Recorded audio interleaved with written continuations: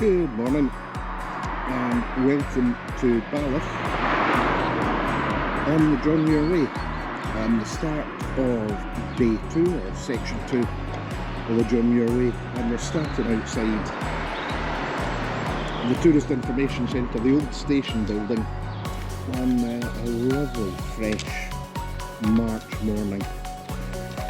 We're walking from Balloch through to Carbeth today, so it's going to be around 12 miles or there or thereabouts on the John Muir Way. It should be an interesting walk.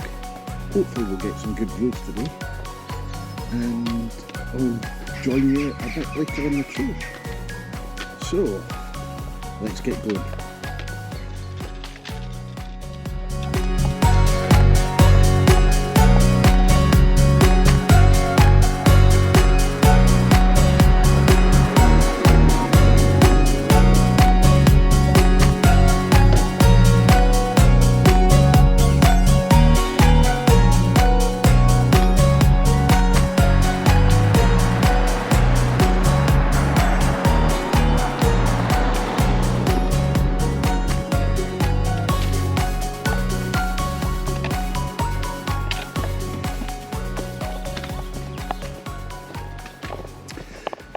So the route today is going to be a lot of it on tarmac. It starts off through Balloch Country Park, then we'll follow a cycle route for a fair distance, I think about to the halfway point of the day, and there the route actually splits. So there is the ongoing multi-use trail, which joins up with the West Highland Way just outside Drimmen, or maybe a couple of miles outside Drimmen, and the walking route, which goes a little further south and joins up with the West Highland Way at the Carbeth huts. So we'll be following the walking route today. And you got to be on your toes actually with some of the way marking for the split point, but we'll show you that later. The majority of today's walk is going to be on tarmac, and actually for the next few stages the vast majority of it is going to be tarmacked. So we'll see exactly how much of that there is on the route, but this is a fantastic little start point in Balloch, working our way up through the park here. The loch is looking absolutely fantastic this morning.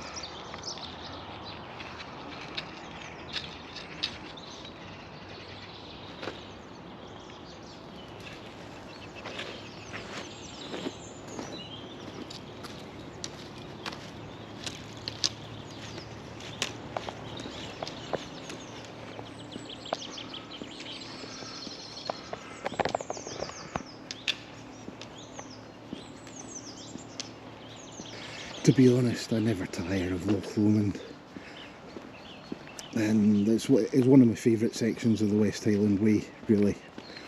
But the loch here is just spectacular all the way off, and you got the wee island of Inchkyle in the middle there. Maybe again try and work out what some of these hills are. Without a map in there, I couldn't tell you off the top of my head. They're covered in cloud, which doesn't help this morning. But this is just lovely. There's bird song is really beginning to pick up at this time of year, and it's really still. And I'll just pan round as well, and you can see, I think the little lump in the middle of the camera, I'll possibly pop an arrow on it, that I think is the viewpoint from day 1, coming from Helensburgh over to Balloch. which sort of gives you some perspective of where the trail comes from and goes. Yeah, a little bit of a shortcut coming up the grass here, and the path just comes up there, although how much of a shortcut it actually is, because it's quite a steep wee hill, that.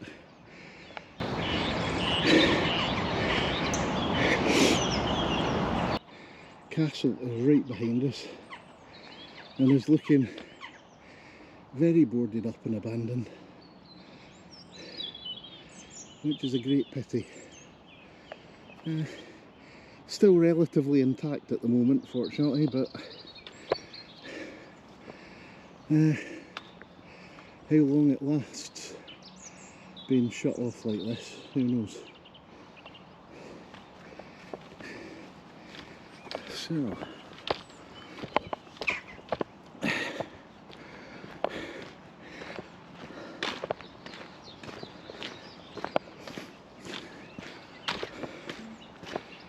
in terms of facilities between Balloch and Carbeth, in short, there's none. So there's shops and facilities in Balloch, so you can get sandwiches and whatnot there. But once you leave, there is absolutely nothing until you get to Carbeth. But the good news is, at Carbeth, you've got a few choices. There's quite a substantial cafe,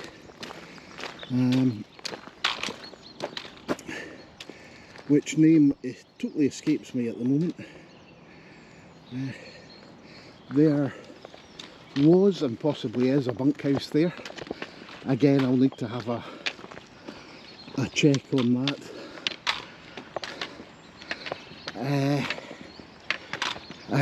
At the cafe, but the information seems fairly limited on that, so it may have closed in the interim. But also where the Carbeth is, Carbeth Inn is on the Stocking Muir Road. There's another coffee shop, actually a drive-through coffee shop of all things. It's run by the same folk who run the coffee shop in Balloch. But, which one? Oh, we're going left. So if you're walking through to Strathblane from here, which is a fair step, I think you're looking at maybe 3, 4, possibly 5 miles beyond Carbeth. At least you do have that option of a place for a rest and some refreshments.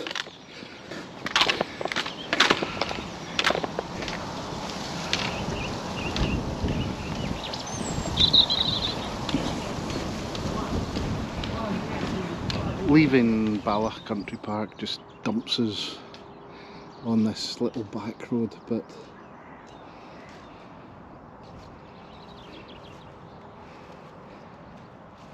some great views. Unfortunately the sun's sort of in the camera here, so it might be a bit dark. But, yeah, out in the country almost immediately. But this is going to be kind of the character of the whole walk, is country lanes and forest track a bit later on. But yeah, pretty much typical of what a lot of the John Muir Way is like.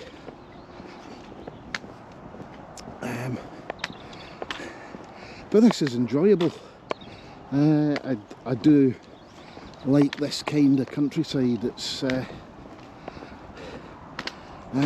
not spectacular, it's, I suppose, pretty is the word I'm looking for.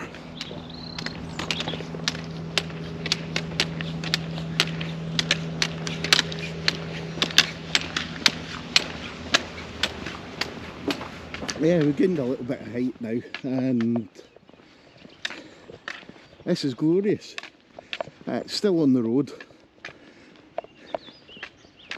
but we're getting some good views both to the west and the east, and the first view of the Campsie Fells, which the route passes right underneath from Strathblane. The line of hills, not the far away ones in the distance, but the ones a little closer, and it's quite hazy today, so it's a bit difficult to make out. That line of hills is just above the Dumgoyne or Glengoyne distillery. The hill of Dumgoyne there is just at the front. It's very, very difficult to make out, but it's like a lump detached from the hills. But the ridgeline that you can see leads to the hill of Earl's Seat on the Campsie Fells, which is quite a good ridge walk in itself. It's probably about the best walk you can get in the Campsie Fells. I'll maybe have a look at vlogging that at some point in the future, so have a look out for that sometime. But yeah, so where Dumgoyne is, West Highland Way passes virtually straight underneath it, so maybe from here it's difficult to judge distances as the crow flies. Maybe 6 or 7 miles as the crow flies, but we're definitely heading east.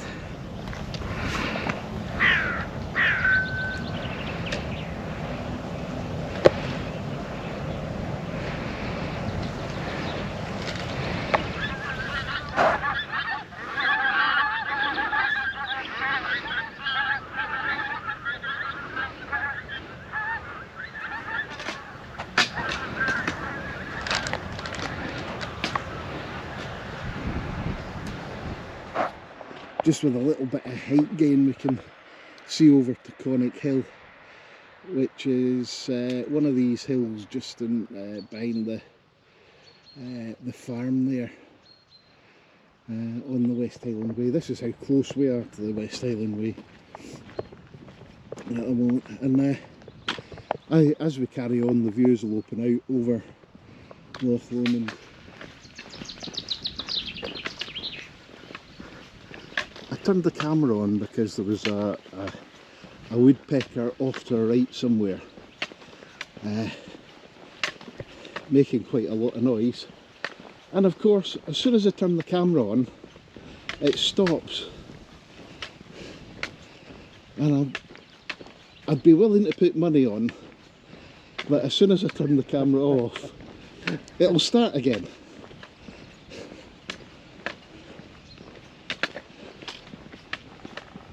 Oh, there we go. You might have just been able to pick that up. I think it's flown a little further away from us.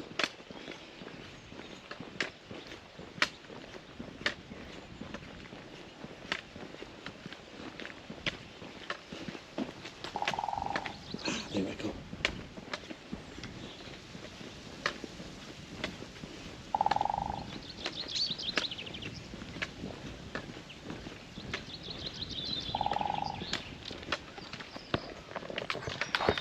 So this is the point at which the route splits, and the giveaway is on the finger post. Don't be distracted by the John Muir Way finger posts here.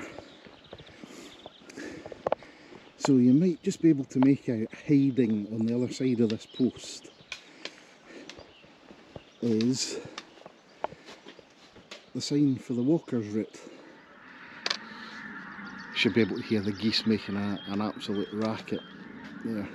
But just coming up to the top of the hill here, we've got this junction at Merkin's farm. Now the junction isn't waymarked, and you might assume that you carry on straight up, but you don't. You take a left, marked by the no through road sign. Yeah. Now we walked this a few years ago, and I'm fairly certain this was waymarked. And I think the evidence is on the pole here that there were waymarks on there at one point. So I guess someone has taken them down in the meantime. But yeah, you definitely make a left turn here, and we're not that far away from the end of the road, so we'll be getting off road relatively shortly.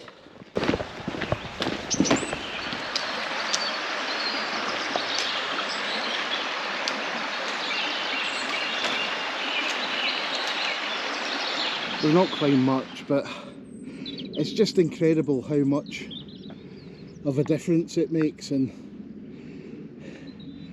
there we're getting a view right down the loch. Can't see the top of Ben Lomond because it's just stuck in the cloud there. It's just to the left of that sort of little lump in the foreground. Conic Hill's just to the right of it, above that white house. So yeah, I don't think it's a day for being on the top of these hills, although most of them appear to be remarkably clear of snow, which is quite something after the weather we've had the last few weeks. But wow, it's just a fantastic view from this point, and it's only going to get better as we go up.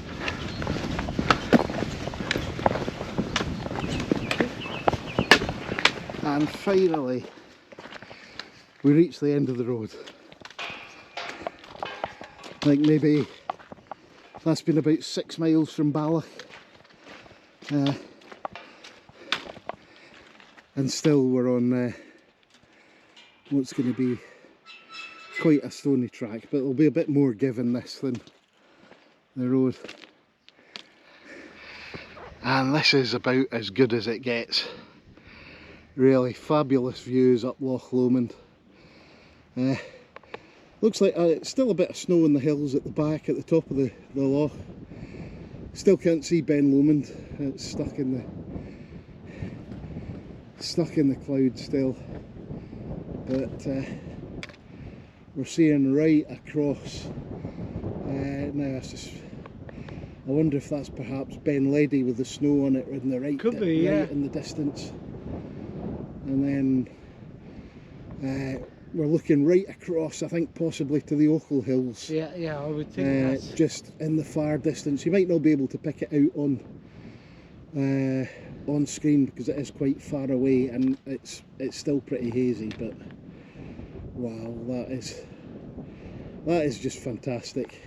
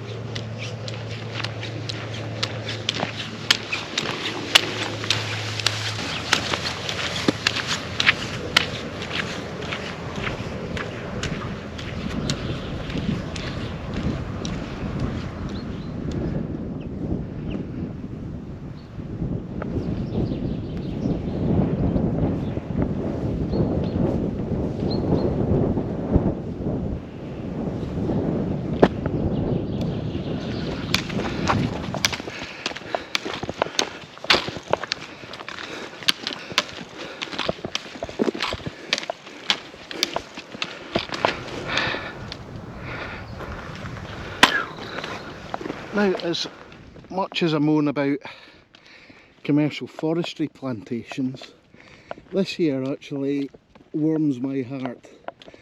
There's still a fair number of spruce in there, but I guess that's possibly natural regeneration. But both sides of the track here looks to be planted with Scots pine, and there's a good mix of Scots pine and birch coming up in there, so absolutely brilliant to see native forest replacing the harvested commercial stuff. Now, it might well be planted with commercial forestry in mind, but it's just great to see Scots pine coming up in places like this. Far more beneficial for the local wildlife and ecosystems. Yeah, always a good idea to look back the way, and we do get a little bit of a view of the hills there, but still stuck in the forestry. I think we've got a finger post here. I seem to remember we turned left here on a fairly new path, which takes us up towards the reservoir.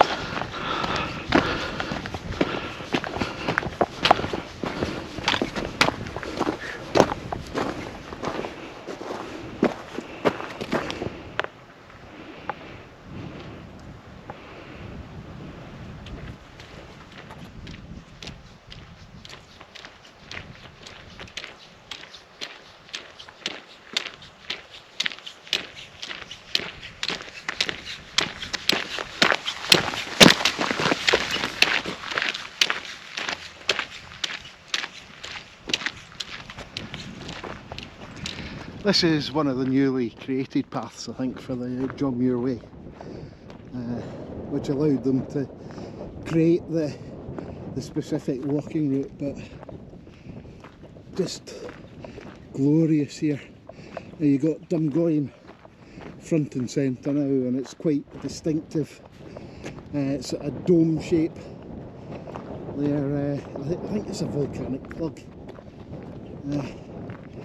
Worn away, but you can see it's not the biggest hill, but if you're doing the West Highland Way, actually it's worth having a climb if you've got the time, because it gives just fantastic views over the Kelvin Valley and Glasgow and right up to Loch Lomond.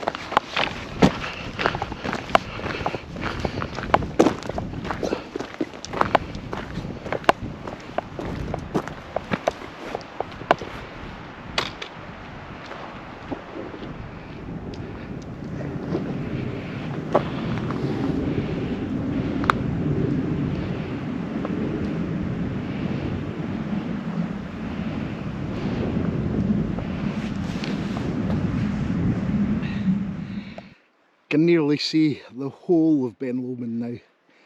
Just the very top of it is obscured by cloud. There's still quite a bit of snow in it. Yeah. And the surrounding hills as well. We're even getting a view right up to some of the more northerly hills now. I suspect some of those are maybe Benmore and Stibinian. And Ben Lomond, well, no, I'm thinking more sort of to the east of Ben Lomond. So, and then you've got quite possibly Ben Vorlich and Stuka Crone. These ones, I guess that's going to be the hills up around Carbeth. Again, I would have to sort of work out on a map exactly what these are, but I can almost see the whole of the loch now. Yeah, yeah. And there we go, there's the dam for the reservoir. And the route we're taking, it meanders round the west side of the loch here. And well, it doesn't look too far to the other side. It's actually a bit of a tortuous route. It's up and down and round about. Doesn't take a direct route at all. And I think that is going to blow a cold wind across there. It's not the warmest at the moment, even with the sun out. As you can see, we've made it up to the reservoir now. So yeah, the path meanders about quite a bit here. There is the option to actually take a shortcut and walk via the access road on the other side, but seeing as I'm videoing this, I thought I'll stick with the official route. So as the crow flies, we're maybe only a couple of miles from Carbeth, but the twists and turns in this maybe add about another mile on. And as you can see, the wind's picked up a lot. The loch this morning was just flat like a mill pond, and you can probably hear it out through the microphone as well. There'll be a lot of wind blow noise.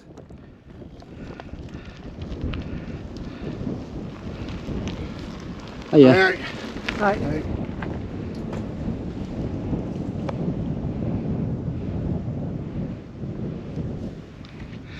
So this is a case in point where the path meanders about a bit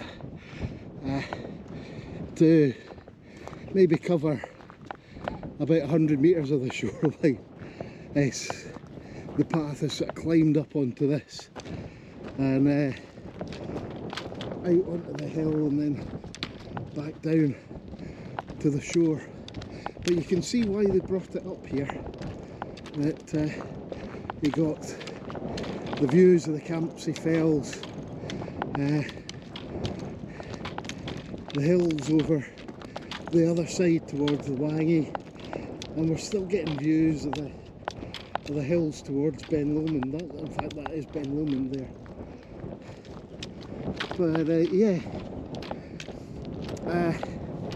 I've got to say, well, we've been walking long distance trails 20 years now. It started in 2004 was our first one, and so far I have got to say that this section of the John Muir Way is up there with one of the best section hikes that we've done.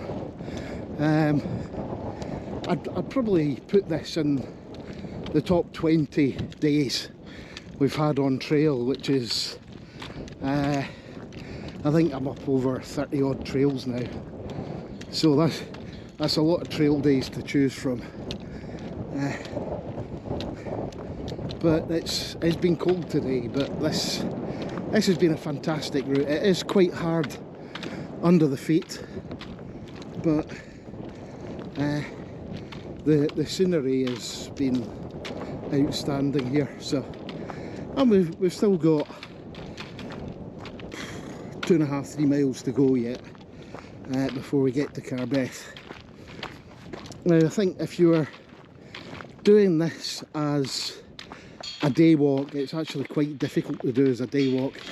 We had to leave a car at Carbeth, leave one in Mulgai, and get the train to Balloch, which is a bit of a pain. We have done this previously where we walked into Mulgai, but that makes for a very long day. I think we were pushing 17–18 miles on that, so it was quite a long day. If you're doing this as part of the whole thing, you'd probably walk through to Strathblane, which I think would be really the most realistic point for accommodation, although there may still be a bunkhouse down at Carbeth. But yeah, you're probably walking through to Strathblane, which I think again will be about 14–15 miles, maybe 16 actually, because it is still a bit of a step from Carbeth. But yeah, the first 2 days of the John Muir Way are fantastic. I've got to give it that.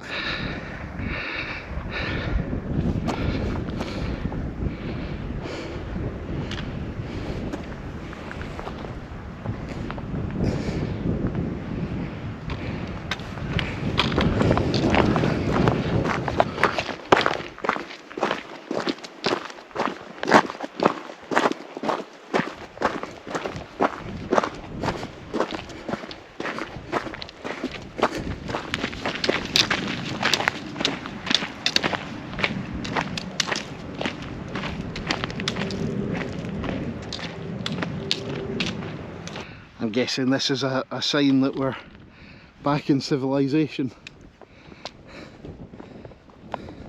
I'm not sure whether they're llamas or alpacas, to be honest.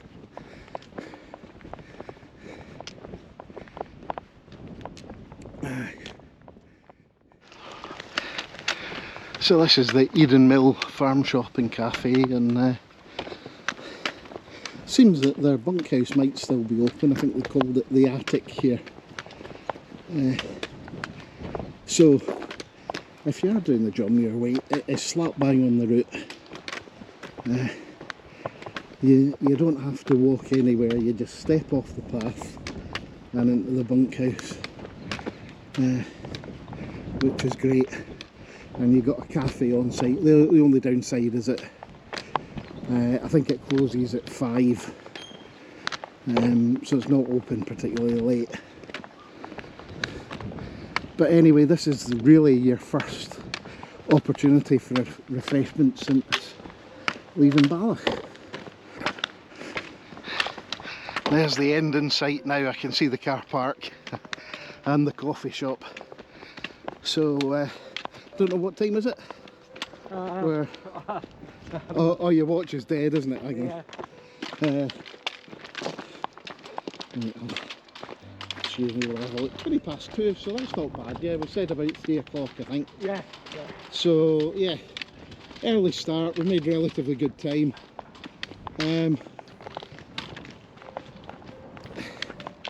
Really enjoyed it. You get a good view of the Carbeth huts as well. So I think this would be a good place to sign off. So if you've enjoyed this second instalment of the John Muir Way, please give us a thumbs up, consider subscribing, and leave a comment below.